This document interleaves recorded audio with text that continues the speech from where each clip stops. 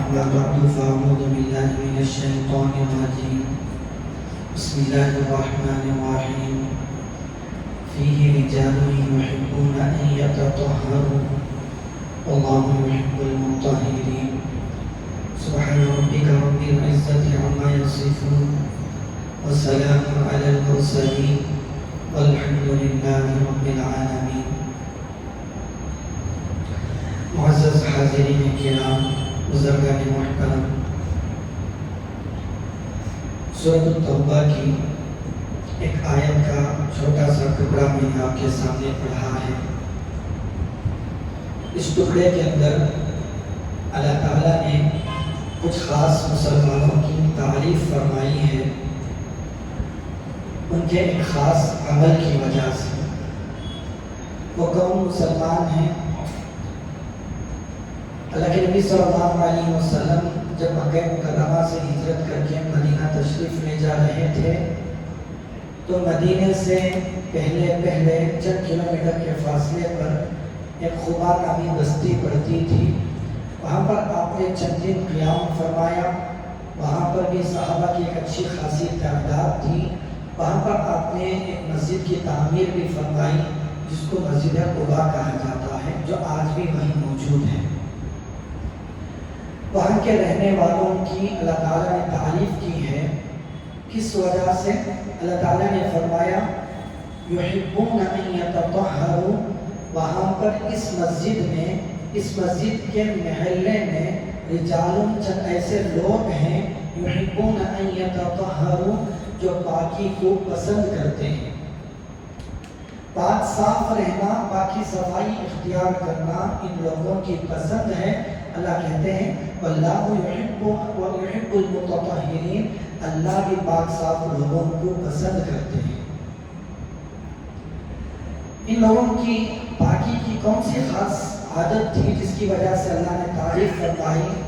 جب آیت کریمہ نازل ہوئی قباء والوں کے بارے میں تو پیارے نبی صلی اللہ علیہ وسلم قباء کی بستی میں تشریف لے گئے. وہاں پر مسجد کے دروازے پر کھڑے ہو کر آپ نے صحابہ سے خطاب فرمایا، خاطب ہو کر فرمایا اے لوگوں بتاؤ تم ایمان والے ہو؟ اللہ کے نبی صلی اللہ علیہ وسلم نے سوال کیا کہ تم ایمان والے ہو؟ کسی نے کچھ جواب نہیں دیا. پھر سوال کیا، کسی نے کچھ جواب نہیں دیا. تو سیدنا عمر رضی اللہ عنہ نے کہا نبی جی ہاں یہاں کے لوگ ایمان والے ہیں اور میں بھی انہی میں سے ہوں، یعنی میں بھی ایمان والا ہوں. پھر آپ صلی اللہ علیہ وسلم نے دوبارہ سوال کیا کیا تم اللہ کی تقدیر پر یا اللہ کے فیصلوں پر راضی رہتے ہو؟ ان لوگوں نے کہا جی ہاں ہم اللہ کے فیصلوں پر راضی رہتے ہیں. پھر سوال کیا کیا تم مصیبت پر صبر کرتے ہو؟ انہوں نے جواب دیا جی ہاں ہم مصیبت پر صبر کرتے ہیں. پھر اللہ کے نبی صلی اللہ علیہ وسلم نے سوال کیا کیا تم اللہ کی نعمتوں پر شکر کرتے ہو؟ ان لوگوں نے کہا ہاں ہم اللہ کی نعمتوں پر شکر کرتے ہیں. پھر اللہ کے نبی صلی اللہ علیہ وسلم نے اللہ کی جو تعریف کی ہوئی آیت تھی ان لوگوں کو خوشخبری کے طور پر سنا دیا. پھر پوچھا گیا کہ کون سی خاص پاکی کی تم لوگوں کی عادت ہے جس کی وجہ سے اللہ نے تعریف فرمائی؟ تو ان لوگوں نے فرمایا یا رسول اللہ صلی اللہ علیہ وسلم ہم لوگوں کی یہ عادت ہے، ہم لوگوں نے دیکھا کہ قریب میں کچھ یہودی لوگ رہتے ہیں. ان لوگوں کو دیکھا کہ وہ لوگ استنجا کرتے وقت مٹی کے ڈھیلے استعمال کرنے کے بعد پانی کا بھی استعمال کرتے ہیں.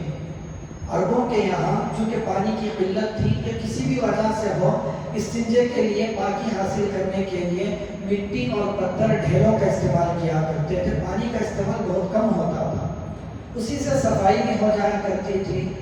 ان لوگوں نے شروع یہ کیا کہ مٹی اور ڈھیلوں سے پاکی حاصل کرتے، پھر بعد میں پانی بھی یہ لوگ استعمال کیا کرتے تھے. تو اللہ کے نبی صلی اللہ علیہ وسلم نے فرمایا تم لوگوں نے یہ جو عمل اختیار کیا ہے اسی وجہ سے اللہ تعالیٰ نے تمہاری تعریف فرمائی اور تم سے محبت کا اللہ تعالیٰ نے اظہار فرمایا ہے. تو دیکھیے اللہ تعالیٰ پاک ہیں، صاف ہیں اور باقی صفائی کو اللہ پسند بھی کرتے ہیں. ایمان والا جو ہوتا ہے، اللہ کے نبی صلی اللہ علیہ وسلم نے فرمایا الطہور شطر الایمان، باقی آدھا ایمان ہے. یہ پاکی کون سی پاکی ہے؟ ایک پاکی تو اللہ نے ہمیں عطا فرمائی کہ باطنی پاکی کفر سے، شرک کی، ان تمام گندگیوں سے، ان کی آلائشوں سے اللہ نے ہم کو پاک و صاف فرمایا. یہ باطنی گندگی سے اللہ نے پاک کیا. اور بھی باطنی گندگیاں ہیں جس سے ہمیں پاک ہونا ہے. کون سی گندگیاں؟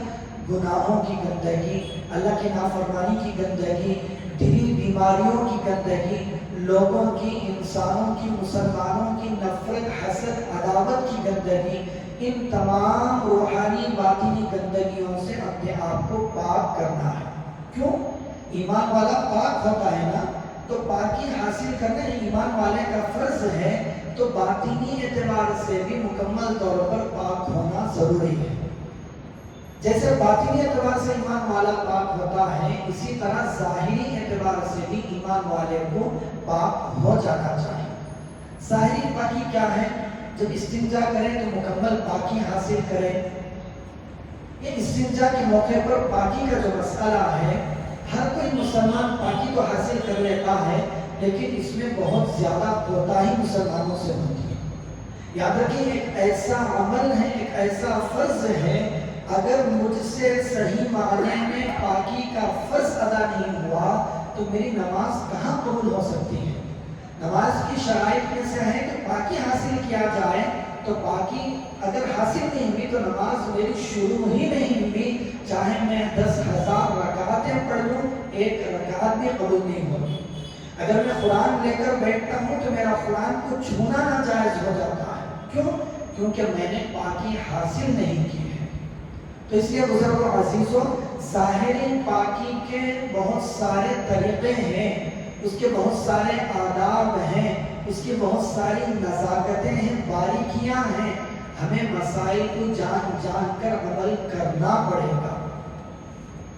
بہت ساری باریکیاں ہیں، کھلے عام نہیں بتائی جا سکتی، لیکن ہمیں جان کر عمل کرنا ضروری ہے. معلوم کرنا ہمارے اوپر لازم ہے. یہ عذر نہیں چلے گا کہ مجھے معلوم نہیں تھا، میں نے اس پر عمل نہیں کیا.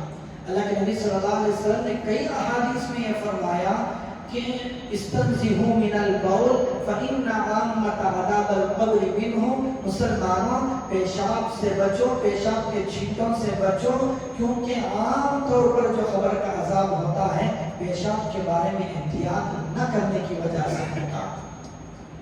عام طور پر ہمارے گھروں میں جو استنجا خانے ہوتے ہیں یا مسجد کے استنجا خانے ہیں، ہم جس انداز سے ان کو استعمال کرتے ہیں، ایسا ہوتا ہے کہ پیشاب کے چھینٹے ادھر ادھر لگ جاتے ہیں یا کپڑوں کو بھی اڑ جاتے ہیں.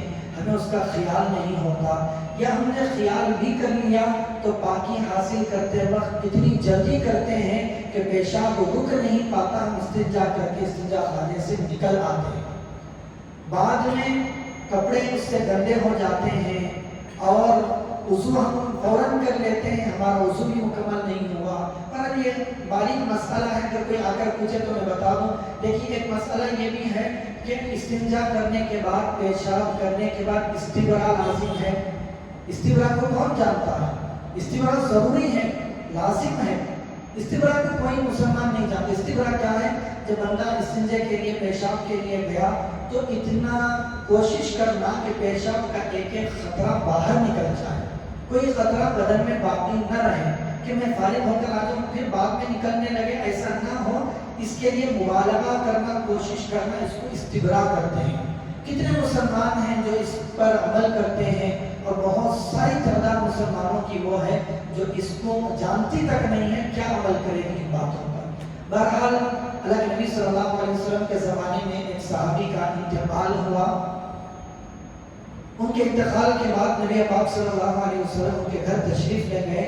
ان کی بیوی سے ان کے بارے میں دریافت فرمایا تو ان کی بیوی نے فرمایا کہ یہ بکریوں کا ریوڑ ہمارے گھر میں موجود ہے، بکریوں کی خدمت کیا کرتے ہیں، اور بکریوں کی خدمت کرتے ہوئے بکریوں کے پیشاب سے یہ احتیاط نہیں کیا کرتے تھے. تو اللہ کے نبی صلی اللہ علیہ وسلم اسی وقت صحابہ کو تاکید فرمائی، دیکھو کوئی بھی ہو، تمہیں چاہیے کہ پیشاب کے چھینٹوں سے اپنی حفاظت کریں، کیونکہ عذاب قبر پیشاب کے چھینٹوں کی وجہ سے ہوتا ہے. ایک روایت میں اللہ کے نبی صلی اللہ علیہ وسلم نے فرمایا کہ قبر کے پاس سے گزر ہوا اور صحابہ سے فرمایا کہ صاحب قبر کو عذاب ہو رہا ہے. جانتے ہو کیوں؟ کہ کسی بڑے گناہ کی وجہ سے عذاب نہیں ہو رہا، پیشاب میں احتیاط نہ کرنے کی وجہ سے اس بندے کو عذاب قبر ہو رہا ہے. تو اس لیے یہ ایک ایسا مسئلہ ہے، بیان کریں تو شرم سی آنے لگتی ہے سننے والوں کو بھی، بولنے والوں کو بھی، لیکن بہت بڑا ضروری مسئلہ ہے. اس میں احتیاط کرنے میں بہت سارے مسلمان کوتاہی برتتے ہیں. تو اس لیے خود استنجے کے لیے جائیں، استنجا خانوں کا مسئلہ ہو پاک صاف رکھنا چاہیے. اور گھر میں بچے ہوں گے تو بچوں کو بھی استنجا کا طریقہ سکھلانا چاہیے. بچے استنجا خانے میں جاتے ہیں، ادھر ادھر چھینٹے اڑا دیتے ہیں، پھر ہم جا کر دیواروں پر ہاتھ بھی رکھتے ہیں، کپڑے بھی دیواروں پر لگ جاتے ہیں، انہیں کپڑوں سے مسجد میں آ جاتے ہیں. یہ سب بے احتیاطی کے کام ہے. ان سب چیزوں سے احتیاط برتنے کی ضرورت ہے. حتیٰ کہ چھوٹا دودھ پیتا بھی اگر بچہ ہو تو اس بچے کے ایک ایک قطرے پیشاب سے بھی ہمیں بچنا ضروری ہے. تو بہرحال جو پاکی ہے، اللہ کے نبی صلی اللہ علیہ وسلم نے فرمایا الطہور شطر الایمان، پاکی آدھا ایمان ہے. تو باطنی گندگیوں سے بھی پاک کرنا ہے، استنجا وغیرہ ان گندگیوں سے بھی پاک رہنا ہے. اسی طرح پاکی صفائی میں اور بھی دوسری چیزیں آتے ہیں. اللہ کے نبی صلی اللہ علیہ وسلم نے فرمایا ان اللہ جمیل یحب الجمال، اللہ تعالیٰ خوبصورت ہیں، جمال رکھتے ہیں اور خوبصورتی کو پسند بھی فرماتے ہیں.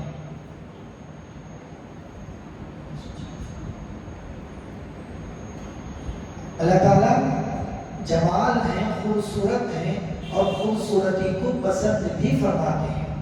تو دیکھیے کیسی خوبصورتی اختیار کرنا چاہیے، کیسی صفائی ہمیں اپنے بدن وغیرہ میں اختیار کرنی چاہیے.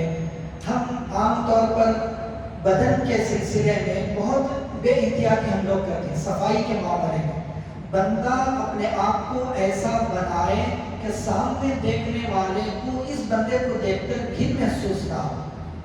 عام طور پر ہم سمجھتے ہیں کہ یہی باقی صفائی ہم نہا لیے، کپڑے اچھے پہن لیے، آ گئے، نہیں، بلکہ ہر اعتبار سے صفائی کا اہتمام کرنا چاہیے. غسل کا مسئلہ آئے تو ایسا ہی کہ اللہ کے نبی صلی اللہ علیہ وسلم نے یہ تو فرما دیا کہ ہفتے میں ایک مرتبہ غسل کرنا چاہیے، ہفتے میں ایک مرتبہ کو لازم نہ کرے، جب بھی روزانہ 2 دن میں ایک مرتبہ غسل کو لازم کرے. اور جو بدن کے زائد بال ہیں ان کا نکالنے کا اہتمام کریں. سر کے بال ہیں تو ان کو صحیح طریقے سے، سر کے بالوں کے بارے میں کیا کہیں، ایک غلط فیشن ہمارے یہاں چل پڑا ہے. جب بات آ گئی ہے تو عرض کرتا چلوں. سر کے بالوں کے بارے میں مسئلہ یہ ہے، سر کے بالوں کو ایک سائز کے رکھنا لازم ہے.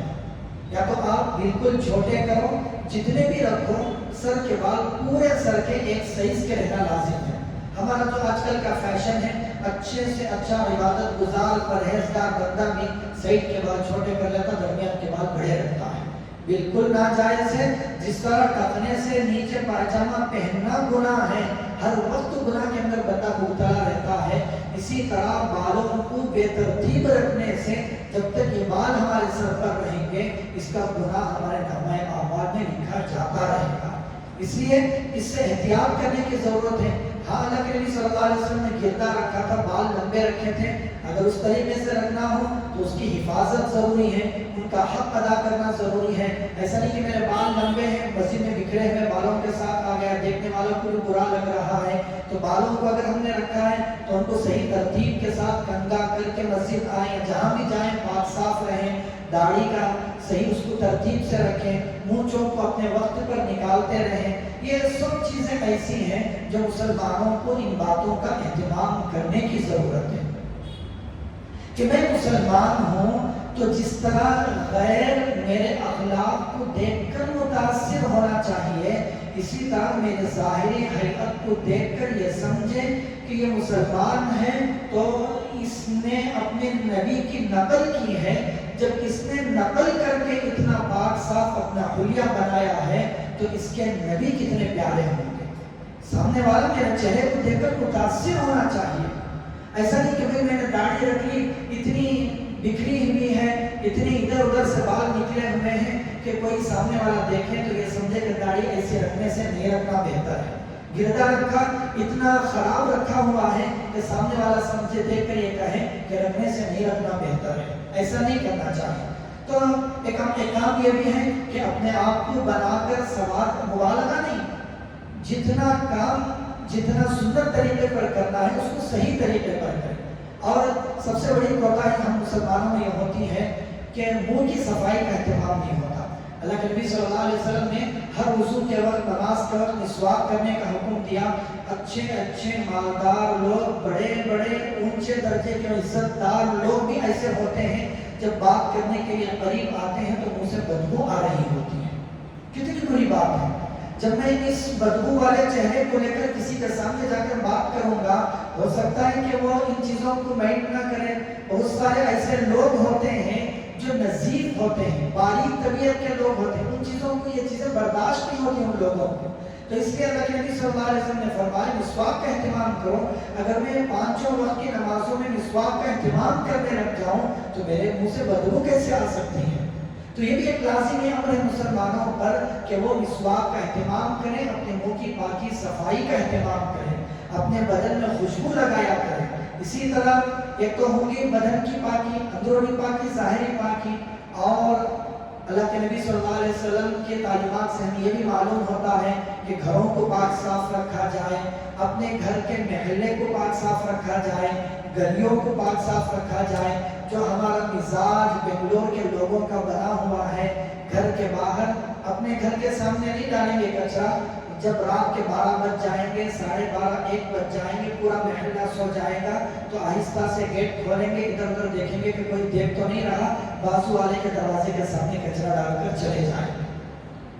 نہیں، ذرا عزت والا، ذرا ڈرنے والا، شرم والا آدمی ہے تو بازو والے کے دروازے کے سامنے نہیں ڈالے گا، گلی کے کنارے ڈال کر چلا جائے گا۔